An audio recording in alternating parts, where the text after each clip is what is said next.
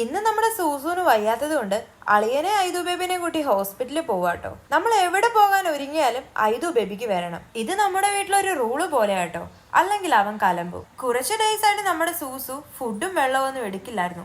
അതാട്ടോ നമ്മുടെ സൂസുവിനെ ഇന്ന് ഹോസ്പിറ്റലിൽ കൊണ്ടുവന്നതിന്റെ കാരണം.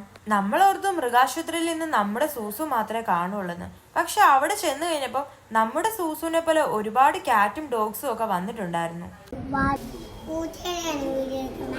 നിന്നെ ആദ്യം തന്നെ നമ്മുടെ സൂസു വെള്ളവും ഫുഡും ഒന്നും എടുക്കുന്നില്ലെന്ന് പറഞ്ഞപ്പോ അവർ ഏതൊക്കെ അസുഖത്തിന് കുറച്ച് എക്സാമ്പിൾ പറഞ്ഞു കേട്ടോ. ടെമ്പറേച്ചർ ചെക്ക് ചെയ്തപ്പോ 105 സൂസുവിന് പനി. 105 എന്നൊക്കെ പറയുമ്പോൾ അത്യാവശ്യം നല്ല കൂടുതലാട്ടോ. അങ്ങനെ നമ്മുടെ സൂസുവിന് ഒരു ആന്റിബയോട്ടിക്കും പിന്നെ ഫീവറിന് വേണ്ടിയിട്ടുള്ള ഒരു ഇഞ്ചക്ഷനും എടുത്തു. നമ്മുടെ സൂസുവിന് പനി വരാനുള്ള റീസൺ പുറത്തുള്ള പൂച്ചകളുമായിട്ടുള്ള സമ്പർക്കമാണ്. ഇന്ന് തൊട്ട് ഞങ്ങൾ അതങ്ങ് ക്യാൻസലാക്കി. അങ്ങനെ സൂസൂനെ കൊണ്ട് ഇറങ്ങി തിരിച്ച് വീട്ടിൽ വന്നപ്പോൾ നമ്മുടെ അളിയൻ ജുമാ കഴിഞ്ഞ് വന്നപ്പം ഒരു കവറ് നിറയെ യോഗട്ട് കൊണ്ടുവന്നു. അങ്ങനെ അതും കഴിച്ച് വീഡിയോ തീർത്തു. അപ്പൊ ബൈ.